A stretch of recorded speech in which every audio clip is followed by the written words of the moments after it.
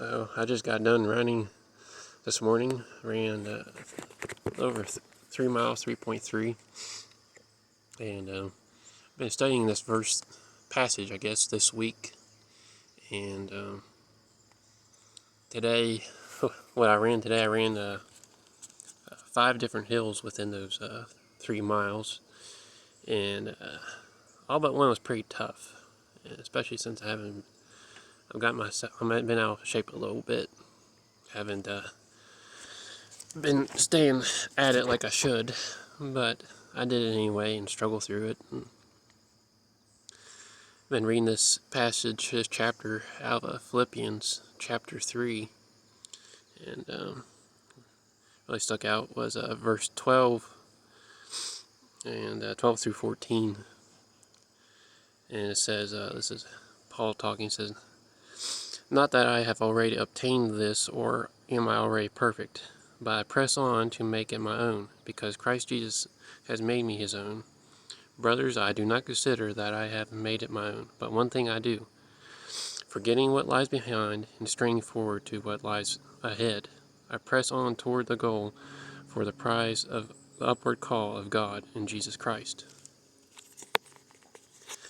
And got thinking about that today, and running those hills, especially one hill was right around half a mile all uphill. And I thought about straining forward and how my pace, there's probably senior citizens that run a better pace than I ran today. But I was thinking, to me, I got to strain forward. No matter what my pace is, got to keep moving forward. And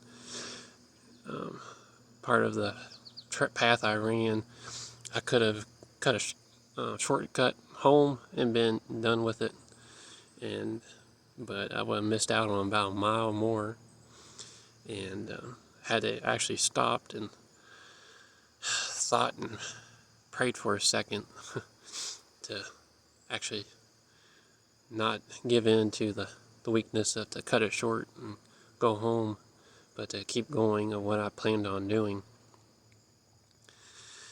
So I did, and like I said, the pace wasn't good, but I strained forward, and also think about that in life also, just to, as Paul says, to forget what's behind.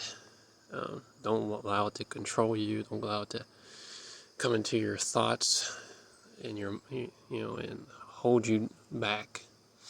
And like what Paul said about straining forward, he's not talking about, he didn't say run forward, walk forward. He said strain forward, which means, at times, maybe most of the time, you have to fight to move forward in your life, in your faith, in anything worthwhile doing.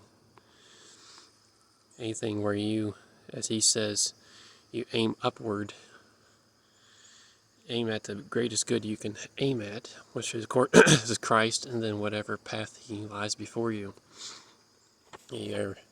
All churches, church buildings, I guess you would say, have some kind of steeple, some kind of peak, some kind of pinnacle on that building. And as a symbolism of aiming forward, looking up toward the greatest thing. And growing up in West Virginia, living in West Virginia, you can't go very far without having to go uphill somewhere, and it can be tough at times. But most of those, if you're a hiker, you like hiking, you like seeing great views, most likely it's going to be up a hill, up a mountain. And but it's always worth it, even though it don't seem like it. In the end, it's always worth it. So, but as Paul says, keep straining forward and aim upward towards Christ.